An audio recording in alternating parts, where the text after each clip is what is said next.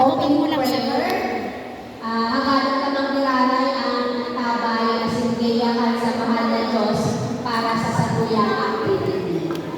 Matindog po ang boss. Ayan, Diyos marinaakan. Ipagtapon niya ako sa pagsadiri sa presensya ng mahal na Diyos. Sa ngalan ng Ama, ang Espiritu Santo. Amen. Kaguranan, tabuo mo pa po kasi nagpapasalamat sa pagtao mo po sa mo ang maray na panahon mo niya. At sinsili mo po mo nilaaga, ang tabayan mo po kami. Diyan mo po kung sa imong banal na Espiritu, tangan po na sa muling pagpilipon, ano man po sa buhay mapag-ulayan, lugod po ini para sa tambang kararahay niya mo. Ini po nahagad ko sa ngalan ng Kristo na sa mong kaguranan. Amen. Kapurwayan sa Ama, sa Anak, sa Espiritu Santo. Seri sa kapinunan, asin mo na, magana na sa sakanan ka mga panahon.